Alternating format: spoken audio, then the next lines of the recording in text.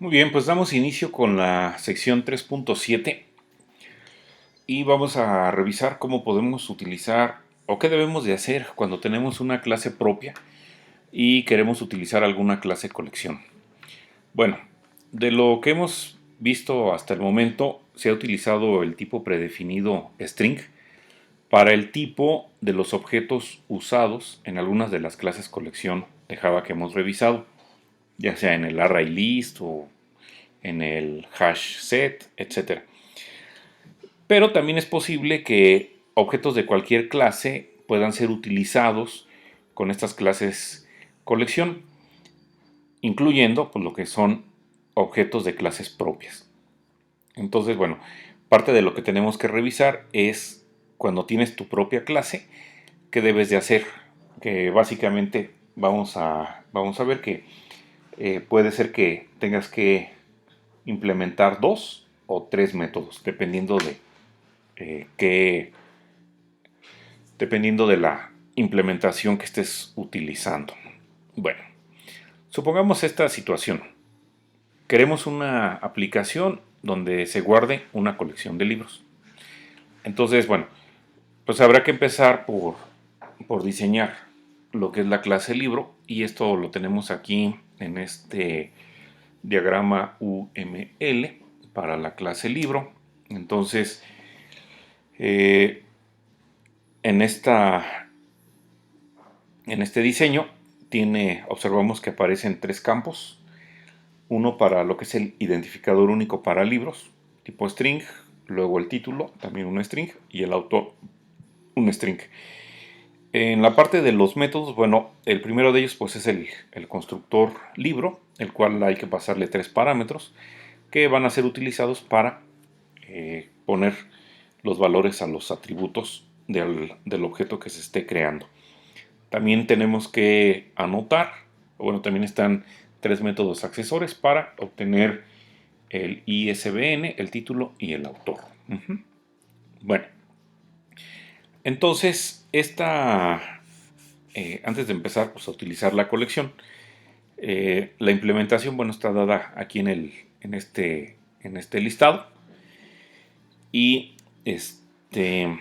pues bueno, aparecen los tres atributos, luego está el constructor y enseguida los tres métodos accesorios. Bueno,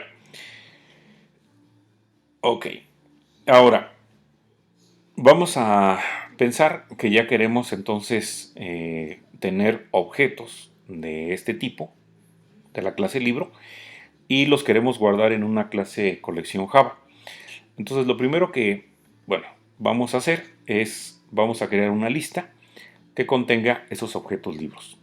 Entonces, bueno, hay que hacer, por supuesto, bueno, la declaración de la referencia que va a tener la lista y le estamos diciendo, bueno, que es del tipo lista. Estamos aquí utilizando la interfaz y utilizando bueno, indicándole que el tipo parametrizado es libro y ya después, bueno, le vamos a asignar un objeto. Entonces, recuerda que para crear el objeto, bueno, usamos new.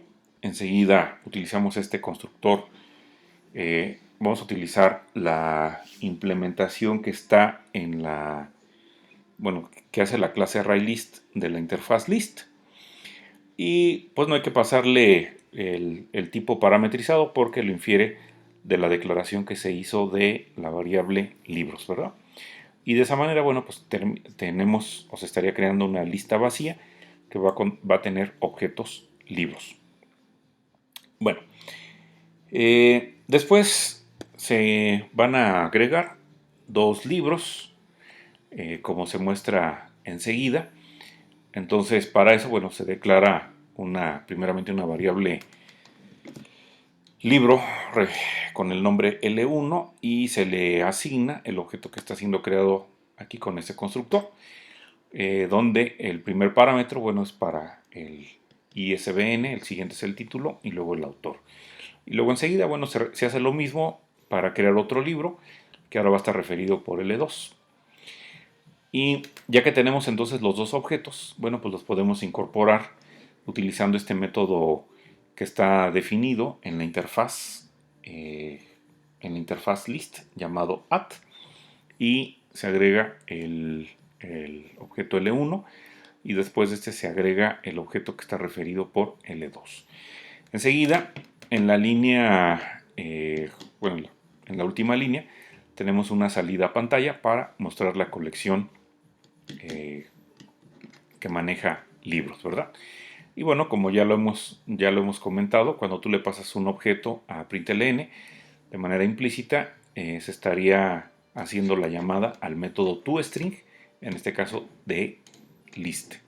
Bueno, entonces, ¿cómo nos da, cómo cómo se hace la salida o qué formato tiene la lista que se está mostrando? Bueno, ya decíamos, la lista va a estar encerrada entre corchetes. Aquí está el de apertura y al final está el del cierre. Y van a estar separados por una coma y un espacio los objetos. Bueno, como podemos ver, pues aquí el primer objeto pues no dice nada como que el ISBN sea el número ese de, bueno, la cadena esa de 9 o no dice nada que diga como payasadas o Juan Reyes. Aparece otra cosa. Bueno, ¿qué es eso que está apareciendo? ¿Y por qué aparece eso? Bueno,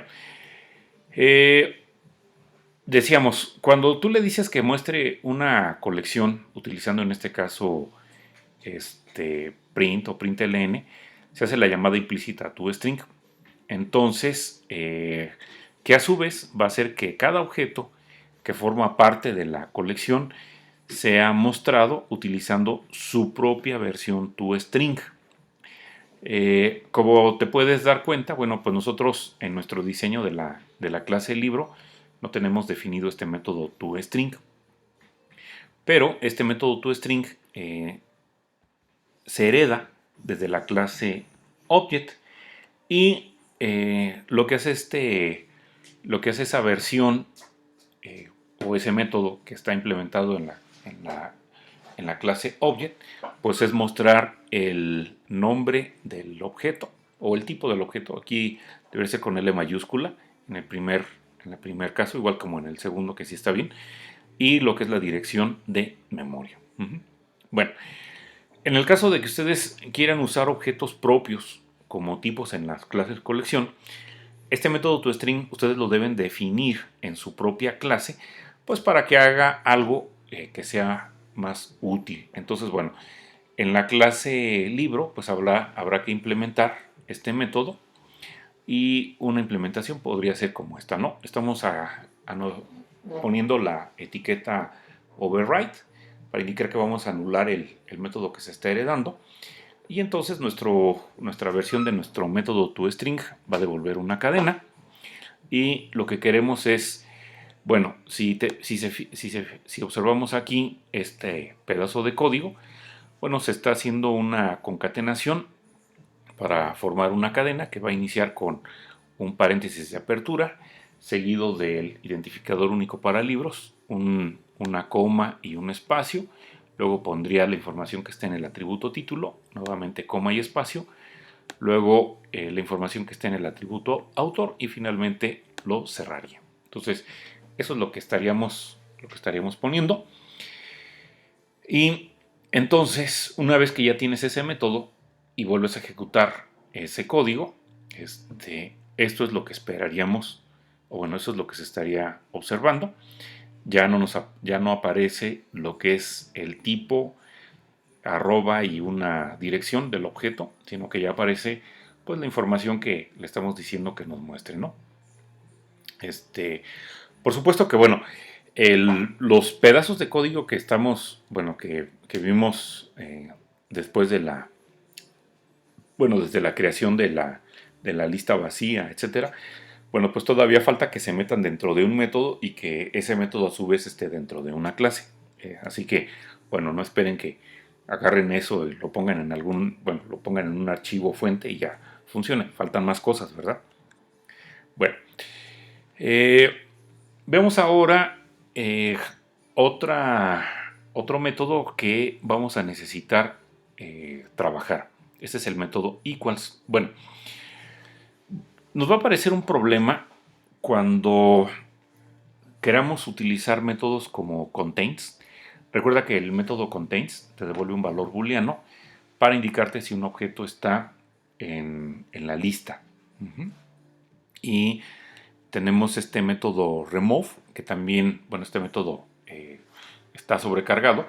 Y una de las versiones de remove permite que tú le pases el objeto que quieras borrar de la lista. Y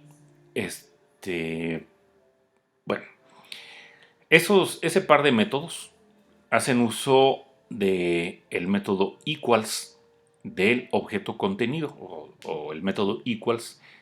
Bueno, si lo usamos eso para nuestra... si estamos hablando de que tenemos una lista de objetos libro, bueno, ese método equals se estaría utilizando con los objetos que están contenidos en esa lista, que bueno, pues en este caso son libros. Y sirven para indicar si efectivamente el objeto está en la colección o no. Bueno, en el caso de la clase libro, pues igual que lo habíamos visto hace un momento con toString, pues no tiene definido su método propio equals. Por lo tanto, el que se utiliza pues es el que se hereda de la clase object.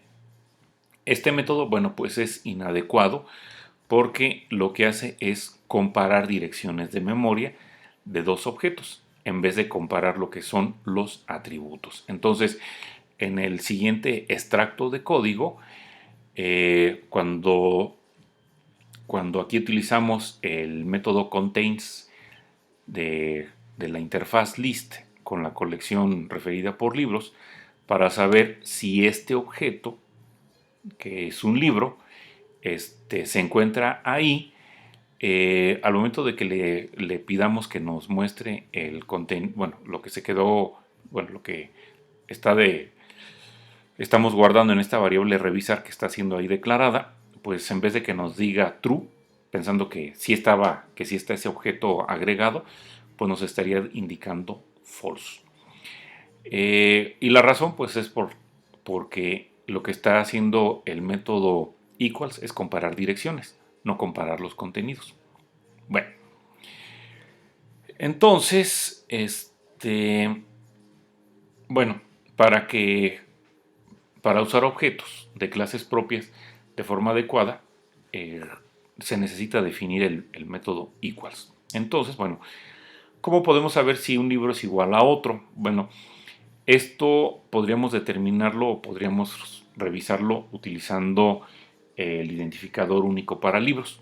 Si tienen el mismo identificador, entonces podríamos hablar de que son iguales, ¿no? Entonces, una posible implementación para el método equals en la clase libro podría ser la que se comenta aquí. Viene nuestra etiqueta para indicarle al compilador que vamos a anular el método que se está heredando. Y entonces el método equals devuelve un valor booleano, es un método público y hay que pasarle, bueno, y va a recibir un parámetro de tipo object. Ese parámetro de tipo object debe de ser, como aquí se está anotando, debe de ser convertido a tipo libro. ¿Por qué? Bueno, porque ya cuando se va a revisar si efectivamente el ISBN del objeto actual es igual al ISBN del parámetro que se está pasando, necesitamos a fuerzas pues que la referencia pues sea efectivamente, bueno, que sea una referencia de tipo, que haya sido declarada de tipo libro. No puedo poner yo aquí directamente obj.isbn porque dentro de la clase object pues no está declarado un atributo que sea ISBN. El atributo ISBN pues aparece en la clase libro, por eso es necesaria la conversión. Bueno, para el caso de listas, pues entonces bastaría con el método toString y con el método equals para que esto, bueno, para que funcione. No hay que hacer más cosas. De igual manera, bueno, en el caso de que estés usando objetos de clase propias solo como valores, recuerda que un mapa Un mapa tiene dos, es una dupla donde tenemos lo que es la llave y lo que es el valor. Entonces, en el caso de que estés utilizando una clase propia como valor, no tienes que hacer más. Con eso es suficiente. Pero si vas a utilizar objetos de clase propias como llaves para algún mapa o como elementos de un conjunto, entonces vas a tener también que poner tu propia versión del método hashcode. Bueno, pues eso es lo que se define entonces en la siguiente sección. Y bueno, para entender o bueno, para ver por qué se tiene que hacer, debemos de entender un poquito cómo funciona la implementación hashset y bueno, cómo funciona la clase hashset y hashmap que estarían implementando a la interfaz set y map respectivamente. Bueno, este par de clases utilizan para la parte de la implementación un arreglo. En la clase ArrayList también se utiliza un arreglo. Bueno, pero en este caso la posición de los elementos que aparecen en el hash set o en el hash map no queda determinado, como ya lo habíamos revisado eh, en las secciones pasadas, que la posición que tienen los objetos no queda determinado por el orden en el cual fueron agregados. ¿Qué se hace? Bueno, pues se usa la posición en la cual los elementos son agregados en este caso. Lo que se usa es lo que devuelve el método hashcode. Bueno, ¿qué hace el método hashcode? Bueno, te devuelve un valor entero. Y ese valor entero va a decir en qué lugar del arreglo el objeto dado es guardado. Pensando que estás agregando ya sea a un mapa o a un conjunto. Y objetos que son iguales, como en un momento dado lo estaría indicando el método equals, se esperaría o se quiere que produzcan números hashcode idénticos. Es decir, esa podría ser, digamos, una manera indirecta de saber si dos objetos son iguales, viendo sus valores hashcode. Y en el caso de que los objetos no sean iguales, pues entonces se espera que los valores hashcode sean diferentes. Bueno, ¿por qué se utilizan estos números hashcode? Bueno, porque ayudan a reducir de manera considerable el tiempo que toma hacer la búsqueda en un arreglo para algún elemento. Cuando tú pones los elementos de manera consecutiva en un arreglo, entonces una búsqueda que se haga en ese arreglo va a necesitar que cada elemento de ese arreglo sea revisado utilizando el método equals hasta que un apareamiento sea encontrado. Esto puede ser ineficiente cuando la colección es grande, porque si tienes mala suerte, entonces vas a terminar utilizando el método equals pues con todos los objetos de la colección, en el caso de que el objeto que estás buscando no esté en la colección. O puede ser que sí esté, pero esté hasta el final. Entonces, por esa razón es que no es eficiente. Entonces, lo que se hace en la clase hashset y hashmap es utilizan al método hashcode y cuando una búsqueda se necesita para un elemento X, entonces se encuentra cuál es el hashcode y ese valor que se obtuvo de ese objeto X es empleado para buscar otros elementos en el arreglo. Recuerda que tanto el hashset como el hashmap utilizan para la implementación arreglos. Bueno, Y entonces solo aquellos objetos que tengan el mismo número hashcode estarían siendo comparados contra el objeto que se está buscando mediante el método equals. Entonces ya de esa manera pues terminas buscando solamente en un subconjunto de objetos que está manejando la colección. Bueno, si están usando objetos de clases propias y no has puesto tu implementación del método hashcode, entonces el método hashcode que se hereda de la clase object es el que va a ser utilizado y no se va a comportar de la forma deseada, porque el número hashcode que genera este método es o que devuelve es la dirección de memoria del objeto. De tal manera que entonces dos objetos que por su contenido son iguales, pues pueden tener diferentes valores hashcode.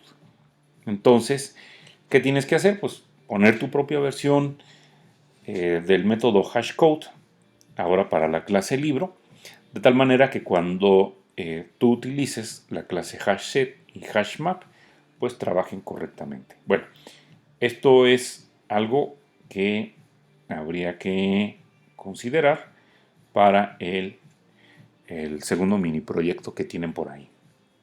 Bueno, el, una de las ventajas que tiene el API de Java es que clases como en este caso string ya tienen definido un método hashcode útil y esos métodos hashcode van a devolver números iguales hashcode para objetos iguales. Recuerda que pues ese es el objetivo de este número, que cuando tienes objetos iguales te den el mismo, bueno, el método hashcode te devuelva números que son iguales. Bueno, cómo se puede definir el número hashcode para un objeto de una clase propia? Bueno, una sería que sumes los números hashcode que son generados por todos los atributos que determinan la igualdad del objeto. Entonces, para el caso del libro, pues habíamos dicho que solamente ocupábamos el identificador único para libros. Entonces, sería suficiente. Bueno, y como el ISBN lo estamos manejando con un string, entonces lo que tendríamos que hacer es que el método hashcode devuelva, perdón, lo que tenemos que hacer, sí, que nuestro propio, bueno, que la versión del método hashcode que pongas en libro, pues devuelva el, bueno, devuelva lo que en este caso devuelve el método hashcode que está en la clase string, ¿no? Y entonces la implementación pues es la que está aquí enseguida. Podemos observar que bueno, que para el método hashcode va a devolver un entero, no se le pasa nada y todo lo que se le está acá indicando es que devuelva bueno, la llamada al método hashcode con, con el atributo ISBN, que es un string.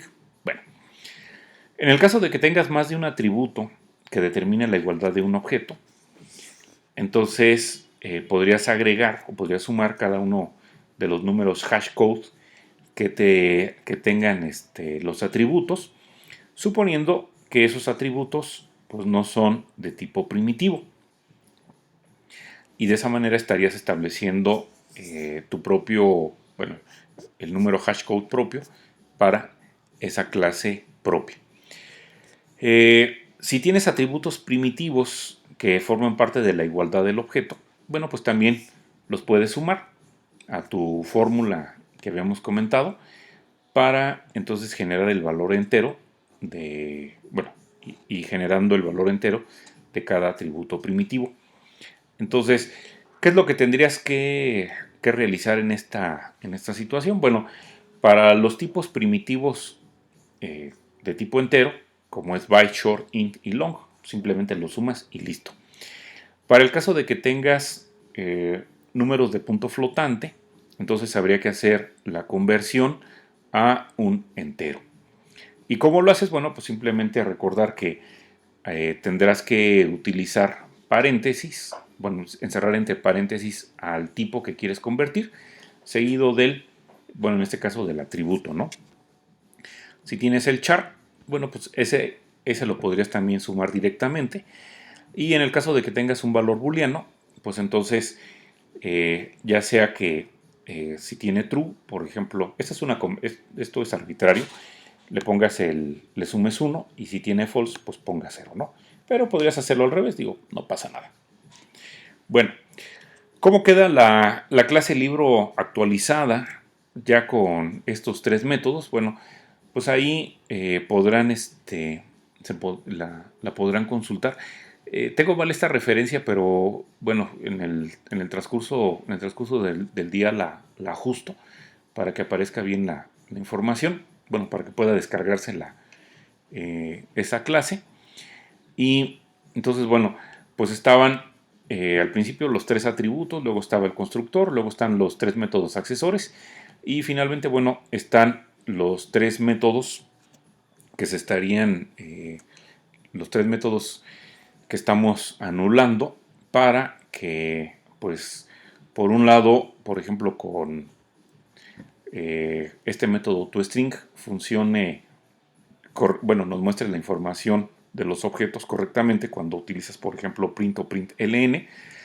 Este método de equals lo pusimos para cuando utilices, por ejemplo, el método contains o el otro que fue remove definidos de la clase list.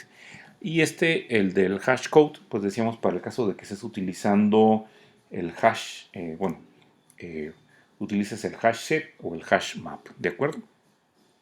Bueno, pues entonces eso sería todo lo que se refiere a esta sección. Gracias.